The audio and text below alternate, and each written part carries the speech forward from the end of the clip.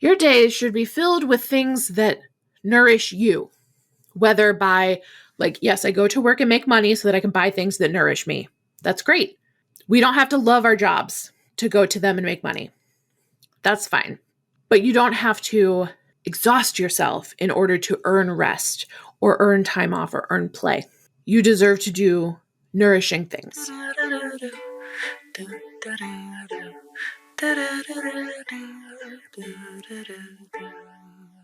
Hey, sunshine. Welcome back to the Neurodivergent Creative Podcast. I'm your host, Caitlin Fisher, and let's talk about being busy, because I'm busy a lot, and I bet you are too. However, what are we busy doing? Because holy crap, I think society these days and most cultures, I can't even say most cultures, definitely American culture. I don't know a lot of other cultures, but we're busy. We're busy and we really prioritize being busy over almost anything else. A lot of the times if you ask somebody, hey, how are you doing? The response is like, oh, I'm good, really busy, but good. Or like, oh, I'm really tired, but I'm good. We are so fucking busy and so tired. And what are we even doing? So let's talk about how to cultivate a more nourishing way of living that isn't so focused on being busy. Because what does it matter? What does all that busyness, what's that going to get us? If you're not working towards something that brings you joy or money, enough money to live, that's another thing. Let me just go ahead and diverge from the sentence I was on. But a lot of us have to be busy because one job is not enough to pay the bills, because the cost of living is too damn high.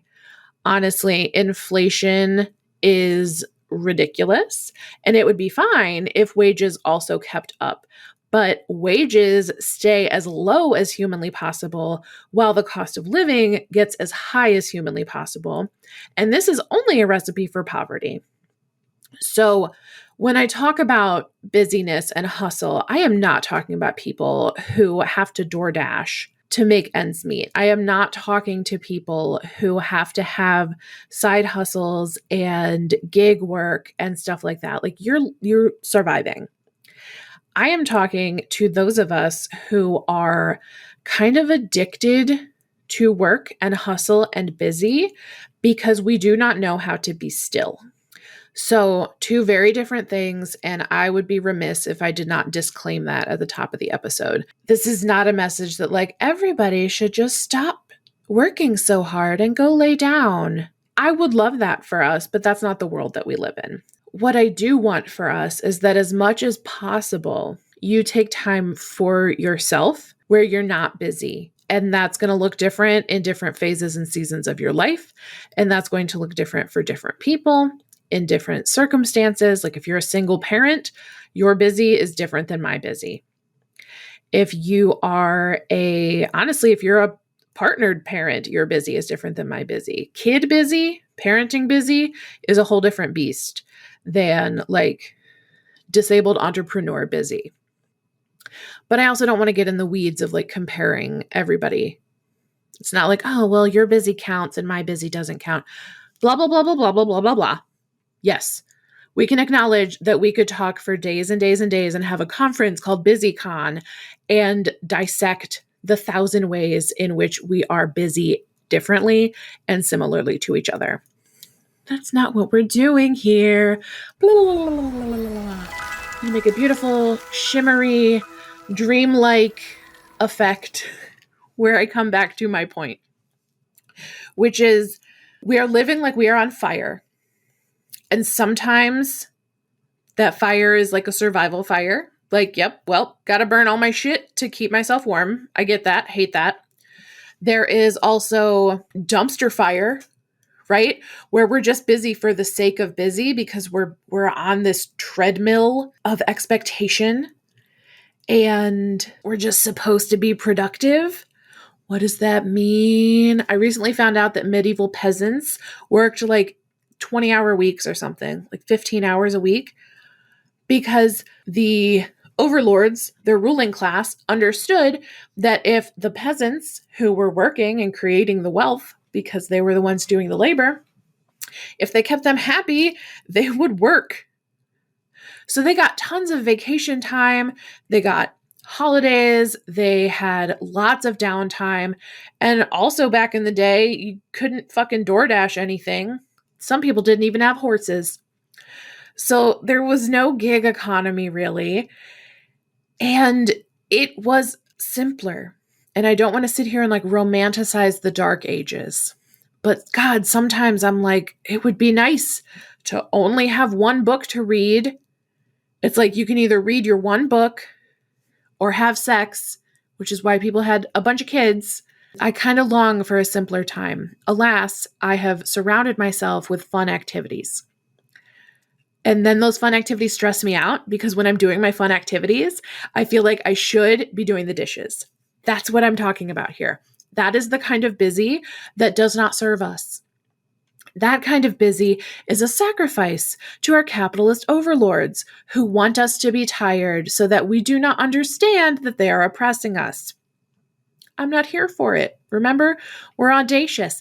We're playful. We have the work-life, play-rest balance. So, right, we have, I must burn things to keep myself warm, and we don't love that. We have dumpster fire, which is, I must be directly contributing to the dumpster fire of society's obsession with productivity and hustle culture. We don't like either of these fires. These are not good fires. The fire that I would like to see is the passionate fire in your heart when you are able to do things that you love and that light you up. These are good fire, good flames. Flames on the side of my face. So let's unglorify the busy. The first step to unglorifying the busy is that you must identify where you are glorifying the busy. So this is going to look like sinking into the couch at the end of a long, long day of housework and being like, I am so exhausted. Let's watch Netflix. I earned a break. I've earned this. As soon as you start, no, woo, woo, woo, sirens, bad. Once you start talking about earning rest or earning playtime or earning joy based on how much you have performed, red flag. This is a red flag for hustle culture. You are glorifying busy because you're not letting yourself rest or take any kind of mental break until you have hit a point of like physical exhaustion. You deserve nice things before you hit a point of burnout. Remember, we've talked about this in the accommodations episode where my disability parking placard is not for the days when I am in a bad flare and I still have to go to the store. They are for anytime I go to the store to prevent myself from having a bad pain flare. Yes, indeed. You chilling the fuck out and watching an episode of Bob's Burgers or playing Animal Crossing for 15 minutes. That's a nice break. And then you can go do some more tasks, right? If you need to do those tasks. So number one thing is feeling like you have to earn your rest or play. Number two thing is assigning yourself tasks just because they, quote, should be done. So like, what is should? Did your mom do that? Did a checklist on Pinterest tell you that you have to clean your baseboards every week? Like, take a look at what you are assigning yourself to do and ask yourself, do I really need to do this? So this can be like work-related things. Is there somebody else that you could delegate that to? Do you need to do XYZ busy work thing? Can you ask someone else to take notes during the meeting because you have meetings all day long and you can't spare the mental bandwidth to have to take notes at every single meeting? So you're like, hey, Brenda, could you please just take minutes in this team meeting and then this other team meeting? And Brenda can be like, yes or no, right? Because we have the audacity to ask. So you have the audacity to ask for the support that you need. And then Brenda says yes or no, and then you can go from there. Also, like worst case scenario, what happens if that thing just doesn't get done, right? Like the trash is full. The trash today in my house needs to go out. If it doesn't go out, no one will die. we will just kind of smush the trash down and put some more trash on top of it until somebody has the 5 minutes it takes to get the bag out and take it outside and put a new bag in and like blah, blah, blah. Like, I get it. It's annoying. There's like multiple steps. I understand, but I'm not worried about it. I look at that trash can and I'm like, that trash can needs to go out. And then I'll walk the fuck away from that trash can because not me, not today. I have things that are important to me. And so worst case scenario is that the trash doesn't get taken out today and we have to smush it. I will survive. My household will survive. None of us will die. Can you do that? That's called lowering your standards. I love it sometimes. Sometimes I'm like, these sheets need to get cleaned today because they're gross and I can't stand it. I aspire to be a weekly sheet washer. That has never happened in my entire adult life or my childhood life, actually. My mom was a bi-weekly sheet washer, and by the time she reached weekly sheet washing, I was out of the house. So I never got that unique thing installed in my brain where I have to wash the sheets every week. Now, I do like sleeping on clean sheets, and so that is my motivator. So my motivator for cleaning things used to come from like mom shame. It used to be, I have to clean this because mom says, and if I don't clean it all the way clean, I will be punished. That's a really rough place to come to cleaning from because that's traumatizing. Hooray. We do not have to get into all of my childhood trauma around cleaning on this episode, but if you want to talk about it, send me a DM on Instagram. I love to talk about my childhood trauma because it's so much fun. Okay. A better place to come from when it comes to cleaning tasks is the result that you get. So I love cuddling into bed knowing that I have clean sheets. I actually have like a personal rule. If the sheets have been washed, I will also be washed. So I go take a shower because I'm not going to put a dirty body on clean sheets. That's just a personal part of me. I don't know if that's autistic or just logical. It feels like it's just logical, but the fact that it's logical might be autistic. I don't know, whatever. Neurodivergence, yay!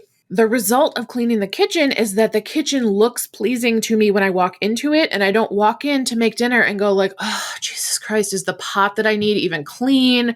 And then I have to go find stuff, and then I'm all frustrated. So like there is a mental and emotional payoff, let alone just the fact that it's like nice and hygienic and clean.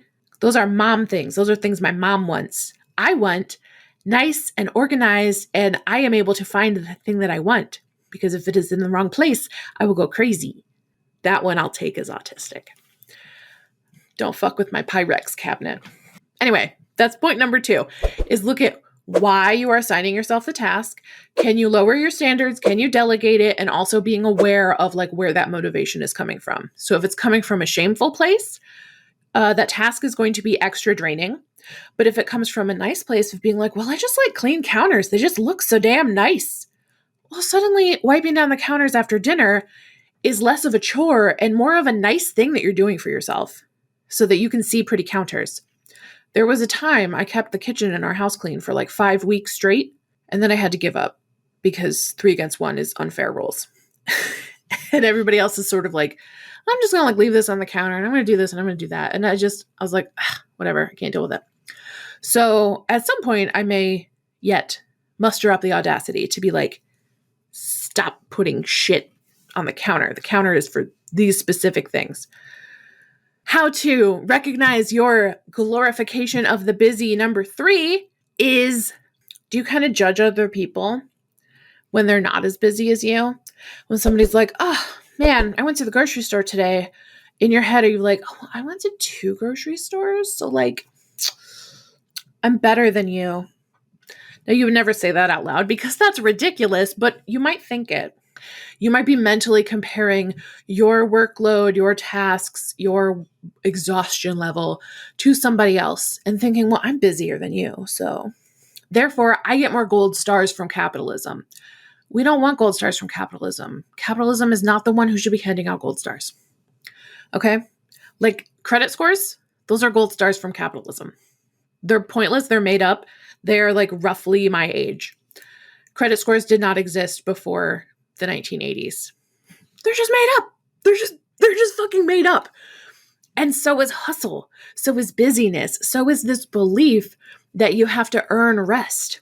That's just made up. It's just made up. So those are 3 ways to notice your glorification of hustle, your glorification of being busy, your glorification and dedication to the dumpster fire gods of chaotic productivity. Because it's not even like for you. Your days should be filled with things that nourish you, whether by like, yes, I go to work and make money so that I can buy things that nourish me. That's great. We don't have to love our jobs to go to them and make money. That's fine. But you don't have to exhaust yourself in order to earn rest or earn time off or earn play. You deserve to do nourishing things. So one way to nourish yourself is financially. One way is with rest. Like you literally need downtime. You literally need time that you are not actively engaging in anything up here in this brain. You need to just vibe. You can pay attention to like some things. Like maybe you want to play a game and that's fun for you. Great, do that. If you bust out a board game that has like a book of rules, I'm leaving. I'm not here for that. But if that makes you happy, you do it.